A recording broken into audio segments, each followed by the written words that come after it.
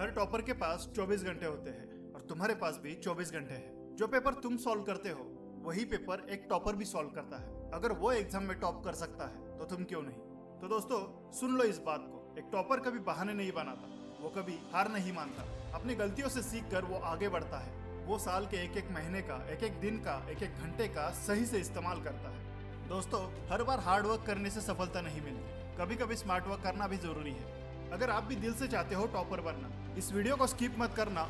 सबसे पहला पॉइंट जो एक टॉपर फॉलो करता है वो है टाइम टेबल। कौन सा सब्जेक्ट कब पढ़ना है, कौन से सब्जेक्ट को कितना टाइम देना है, दिन के 24 घंटों में से कितनी देर पढ़ना है, कितनी देर प्रैक्टिस करनी है और कितनी देर सोना है, इन सब का एक फिक्स टाइम टेबल होना बहुत जरूरी होता है। मैथ्स, फिजिक्स, केमिस्ट्री, बायोलॉजी, जो भी सब्जेक्ट आपके सिलेबस में हो उन सब का अपने हिसाब से टाइम टेबल बनाकर उसे फॉलो कीजिए। दूसरा पॉइंट है कंसिस्टेंसी।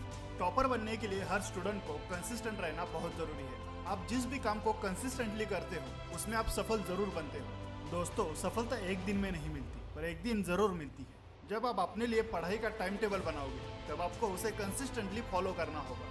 किसी भी काम में कंसिस्टेंट रहना बहुत कठिन बात होती है, लेकिन आपको कोशिश करते रहना चाहिए। कोशिश करो कि जिस भी सब्जेक्ट को आप पढ़ रहे हो उसे पूरा होने के बाद ही उसे छोड़ोगे। तीसरा पॉइंट है नोट्स।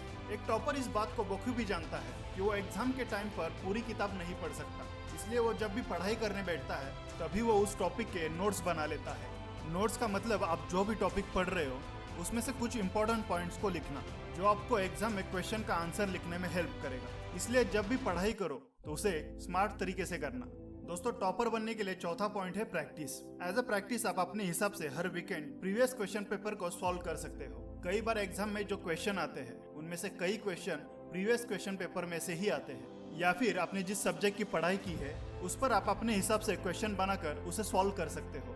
दोस्तों जितनी प्रैक्टिस आप कर सकते हो कर लो, क्योंकि आगे चल के यही प्रैक्टिस आपकी आदत बनने वाली है और यही आदत आपको टॉपर बनाएगी। पांचवा पॉइंट है कॉन्सेप्ट। पढ़ाई करते टाइम जो भी टॉपिक आप पढ़ रहे हो उसके कॉन्सेप्ट क्लियर होना बहुत जरूरी है, जिससे वो टॉपिक आपको बड़े आसानी से समझ में आ जाए। आपको जिस टॉपिक का कॉन्सेप्ट समझ में नहीं आता उस टॉपिक के कॉन्सेप्ट को क्लियर करने में आप अपने टीचर से, भाई बहन से या अपने फ्रेंड से हेल्प ले सकते हो। छठा पॉइंट है रिवीजन। दोस्तों हम कई बार इतना पढ़ लेते हैं कि हमें पिछला पढ़ा हुआ याद नहीं रहता, इसलिए हमें हर सब्जेक्ट का रिवीजन करना जरूरी होता है। हफ्ते में एक बार आप अपने हिसाब से रिवीजन का टाइम फिक्स कर लो। हफ्ते में आपने जिस सब्जेक्ट को पढ़ा है या फिर जिस टॉपिक की पढ़ाई की है उसकी रिवीजन कर सको, क्योंकि कई बार स्टूडेंट एग्जाम के टाइम साल भर में जो भी पढ़ा है उसका एक साथ ही रिवीजन करते हैं। इससे जो याद है वो भी भूल जाते हैं, इसलिए कभी एक साथ रिवीजन ना करें। दोस्तों सातवां पॉइंट है मॉर्निंग स्टडी। कई सारे स्टूडेंट को ये सवाल दिमाग में जरूर आता है कि सुबह कितने बजे उठकर पढ़ना चाहिए। दोस्तों ऐसा तो कोई फिक्स टाइम नहीं है। सुबह के पढ़ाई को बहुत फायदेमंद माना जाता है, क्योंकि उस टाइम पर आपको डिस्टर्ब करने वाला कोई नहीं होता और ऐसा माहौल पढ़ाई के लिए अच्छा माना जाता है और आपको दिन भर में ऐसा गोल्डन टाइम कभी नहीं मिलेगा। इसलिए ज्यादातर कोशिश सुबह उठकर पढ़ने की करें। आठवां पॉइंट है रात को कितनी देर तक पढ़ना चाहिए।